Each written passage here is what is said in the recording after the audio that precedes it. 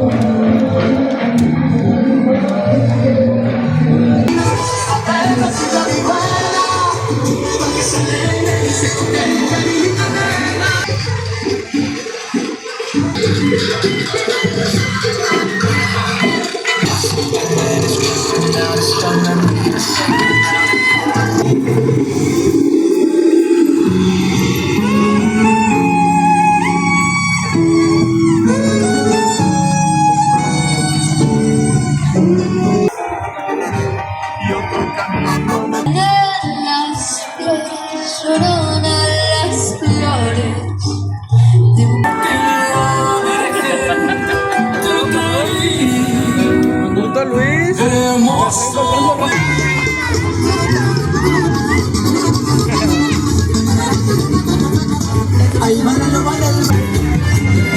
Para donde ellos van es para donde vamos nosotros para predicar. Se ve que hay mucho ruido, pero aún así vamos a tener que predicar.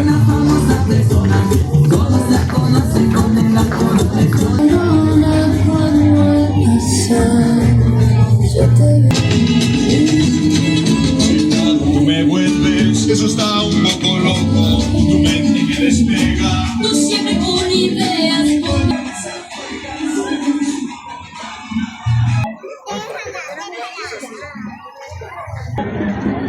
Aquí es donde vamos a predicar. Llegamos temprano, hace rato, pero no había gente. Y creo que ahorita, pues ya hay gente.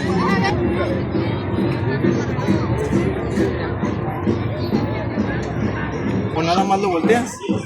Si no, bueno, si sabes cómo hacerlo, pues lo pones. Si no, así mero, le das. ¿Ya está en el cordero? Ya.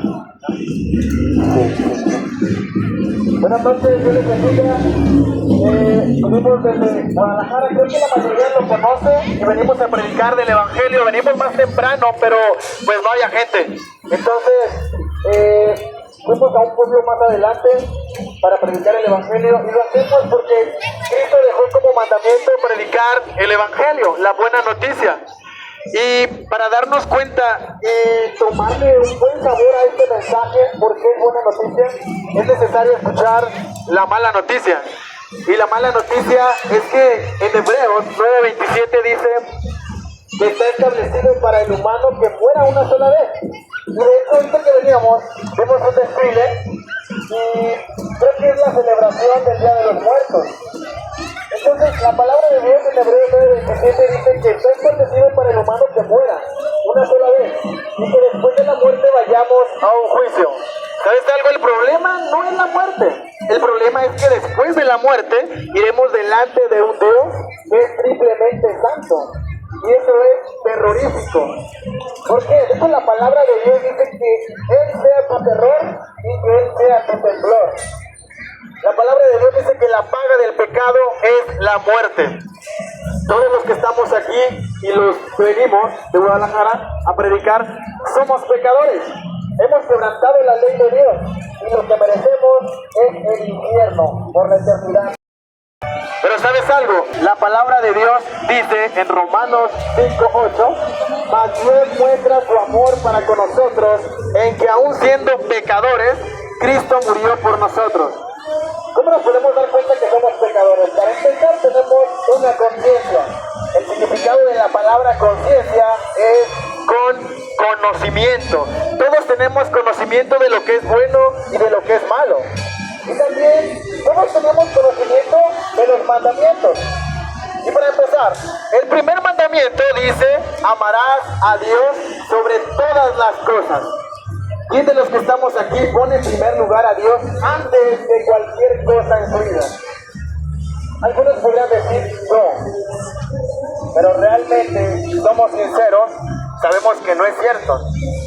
Porque para decir yo amo a Dios, tenemos que poner a Dios en todo lo que hagamos. Por ejemplo, antes de ir a trabajar, primero debe estar Dios. Antes de ir a dormir, primero debe estar Dios. Antes de ir a vacacionar, primero es Dios. Antes de mi novela, antes de ir con mi familia, antes de mi enfermedad, antes de cualquier otra cosa o excusa, primero debe estar Dios. Y creo que nadie ha cumplido ese mandamiento, es decir, lo hemos quebrantado.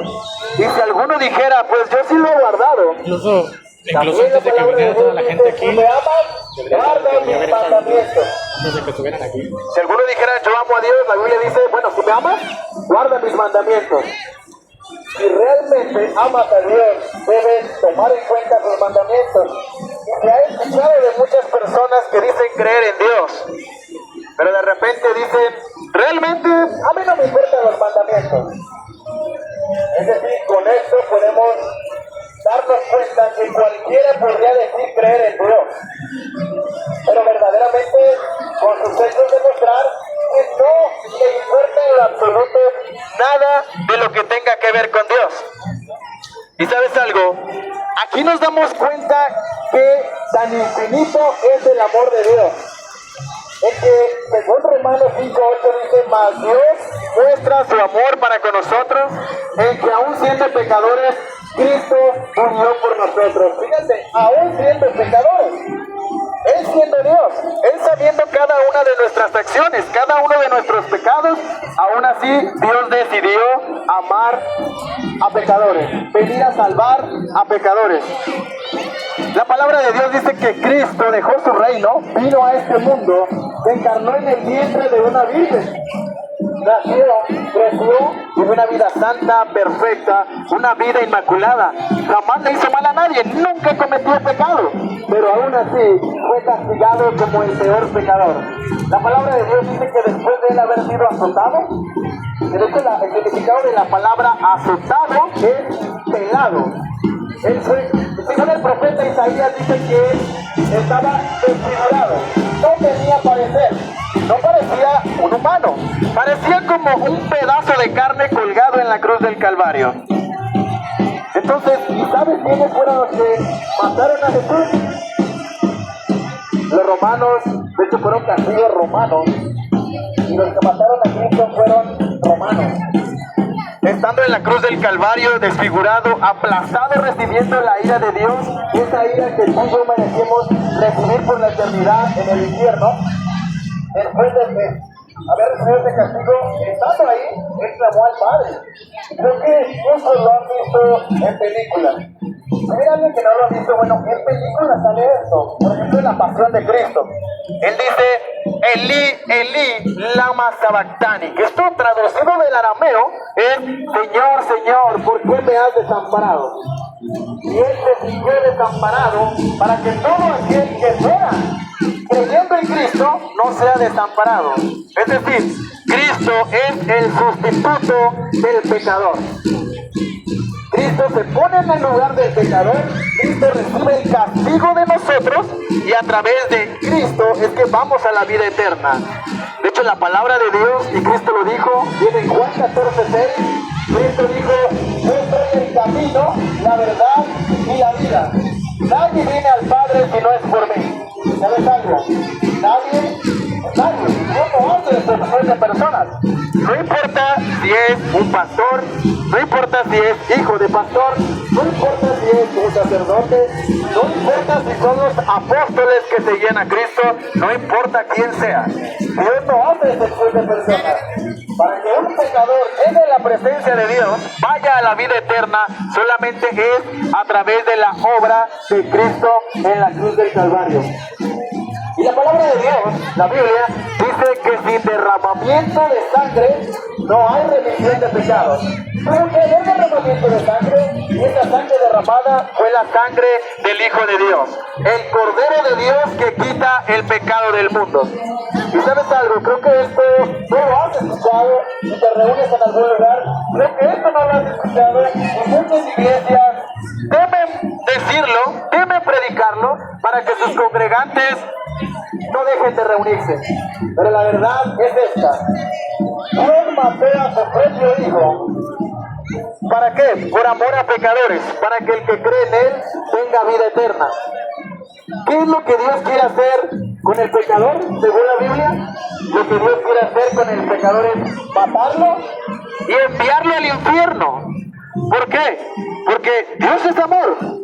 La Biblia dice que también es fuego consumidor. Él odia el pecado. Algunos llegan a decir, bueno, Dios odia el pecado, pero ama al pecador, tratando de defender su pecado. Realmente no, Dios odia el pecado y al que lo practica. Y lo que Dios quiere hacer con el pecador que practica el pecado es enviarlo al infierno. Ese que está aquí es un pecador. Pero ¿por qué hasta ahora, hasta este momento, Dios no nos ha fulminado?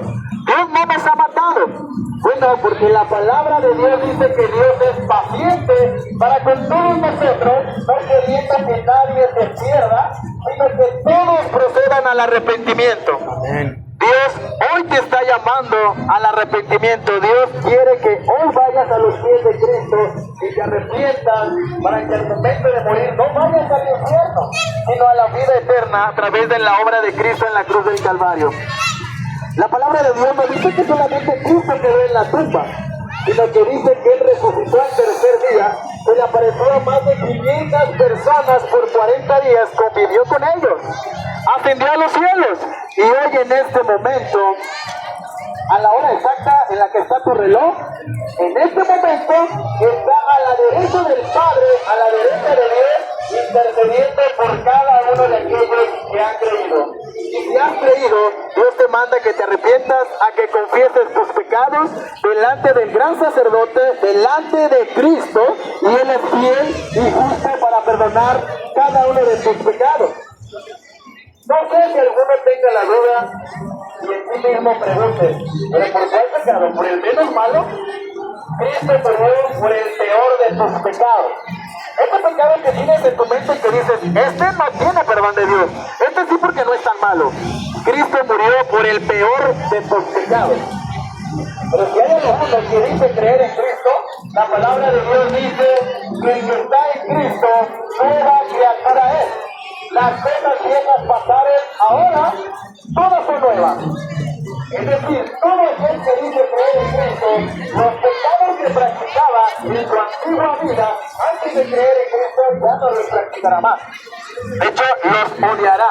Pero si hubiera alguien que diga creer en Cristo, pero continúa con sus mismos pecados, diciendo creo en Dios, creo en Cristo, creo en la Trinidad, realmente no ha creído en Dios, no es hijo de Dios y después de la muerte irá al infierno.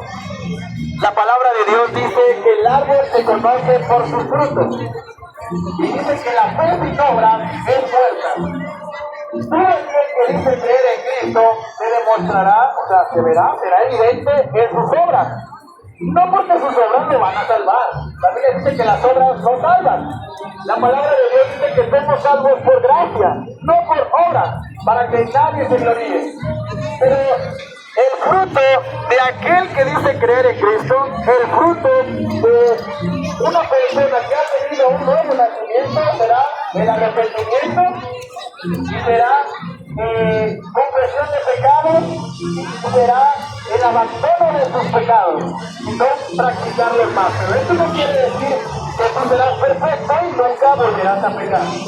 Somos pecadores, continuaremos pecando, pero aquel que está en Cristo, al momento de pecar, se arrepentirá, confesará sus pecados delante del gran sacerdote, delante de Cristo, y Él perdonará sus pecados. Cristo fue a la cruz del Calvario cargando cada uno de nuestros pecados. Así que la Biblia dice que no hay imposibles para Dios.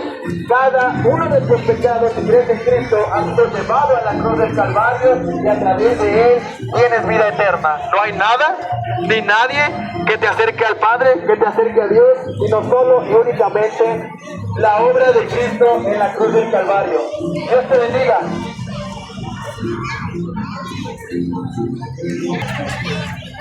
Ya le había puesto pausa aquí.